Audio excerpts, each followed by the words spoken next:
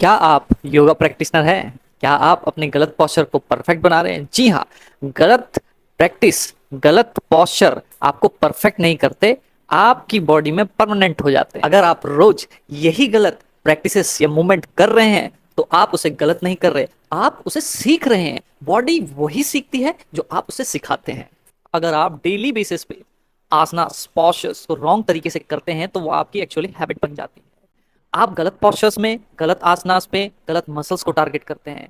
गलत मसल से एक स्टिमुलस निकलता है ब्रेन की तरफ, और ब्रेन से एक सर्टन रिस्पॉन्स निकलता है।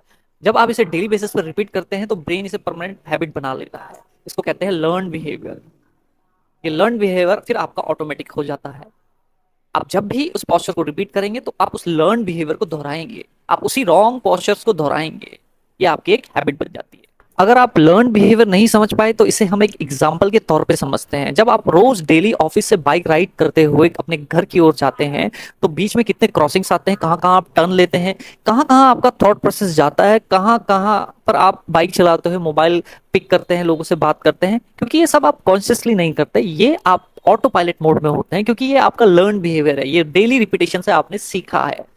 इस ऑटो पायलट मोड में अगर आप किसी भी तरह के पोस्चर्स करते हो, चाहे वो डायनेमिक हो चाहे वो स्टैटिक हो, तो ये आपके लिए बहुत बड़ा खतरा है। जैसे पानी पहाड़ के बीचों बीच बहकर अपना एक गहरा रास्ता बना लेता है, वैसे ही आपके अंदर एक गहरे न्यूरल पाथवेज बन जाते हैं। आप कोई रॉन्ग पोस्चर, कोई रॉन्ग मूवमेंट पहले जो आपने की हुई है उसे आप दोबारा ट्राई करते हो तो आपकी बॉडी जो है वो ऑटोमेटिकली वो पुराने पैटर्न, पुराने स्टैटिक पोस्चर को ही अडॉप्ट कर लेती है जो आपने गलत तरीके से किया हुआ है। इसी को कहते हैं न्यूरल फैसिलेशन। कुछ समय बाद उस गलत पोस्चर की वजह से आपकी बॉडी में पेन आना शुरू होता है।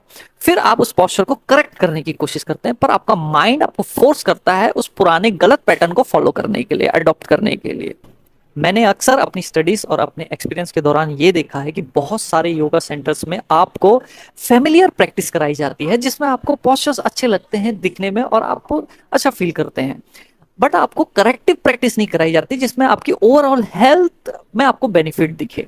मैं आप लोगों से यही कहना चाहूंगा कि फैमिलियर प्रैक्टिस के आदी ना बने, करेक्टिव प्रैक्टिस को ट्राई करने की कोशिश करें, क्योंकि हमारी बॉडी जो कंट्रोल होती है वो हमारे माइंड और मसल से होती है। जब माइंड ऑर्डर देता है तो मसल मूव करती है, एक पुलिंग फोर्स जनरेट करती है, जिसमें आप मूव कर पाते हैं, जिसमें आप स्टैटिक पोस्चर को होल्ड कर पाते हैं। अगर आप अपने माइंड को गलत मसल से गलत मूवमेंट की तरीके से सिग्नल देंगे तो आगे चल के ये आपके लिए फेमिलियर तो हो सकता है, पर ये आपके बॉडी के स्ट्रक्चर को बिगाड़ सकता है, जिससे आप मेंटली और फिजिकली अपने आप को खराब कर सकते हैं।